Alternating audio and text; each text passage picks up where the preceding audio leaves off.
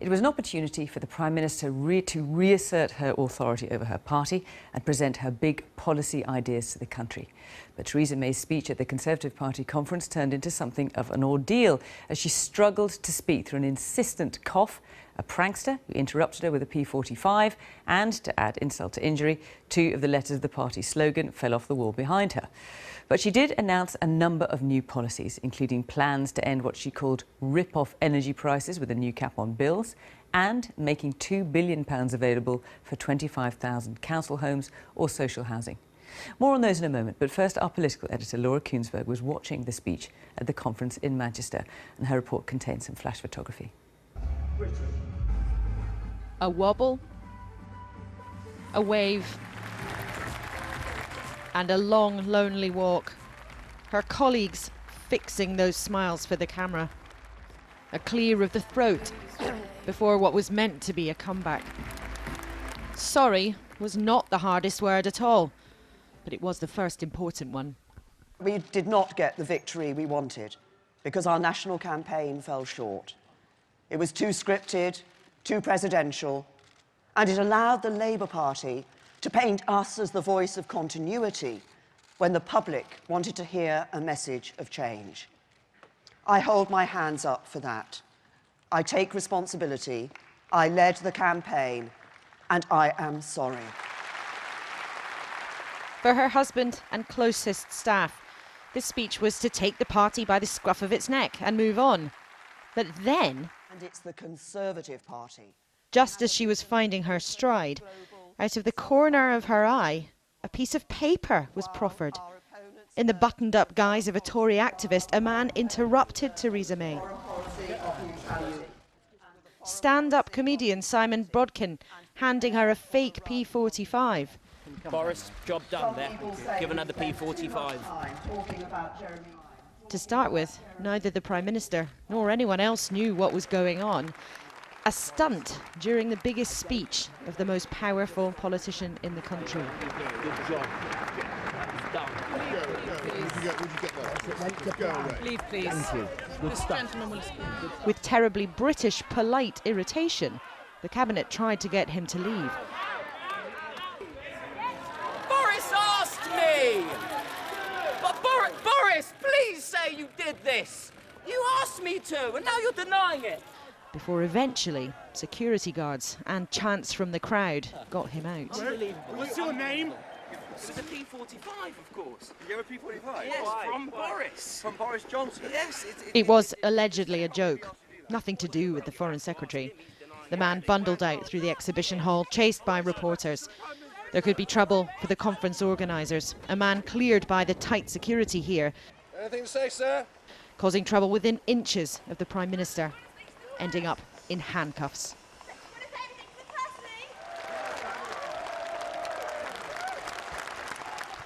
Back in the hall, an ovation in support to will her on. Even though there has been chatter about her suitability for the job for weeks. It was at least good fodder for a joke at Labour's expense. I was about to talk about somebody I'd like to give a P45 to, and that's Jeremy Corbyn.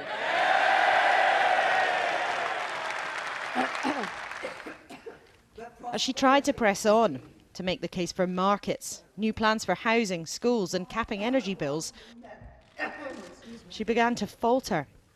Stuffed with a cold all week, what were meant to be bold statements were repeatedly choked by coughs.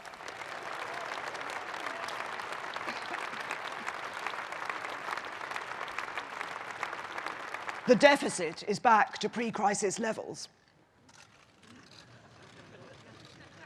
Sounds as if my voice isn't on track. More than an hour on the podium. In some moments it felt as if she wouldn't go on.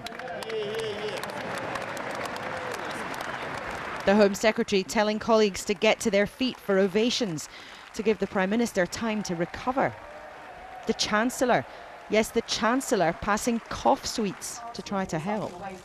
I hope you notice that, ladies and gentlemen, the Chancellor giving something away free. This was an ordeal, miles from a heart-swelling speech. And as if a prank and a dreadful cough weren't enough, watch this. Theresa May's slogan literally falling apart as she spoke.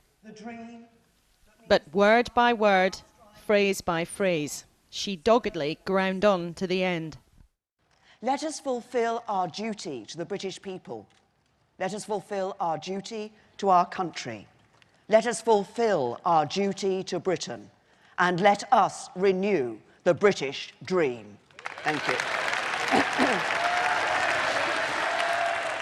Trying to contain her cough, but perhaps distress too.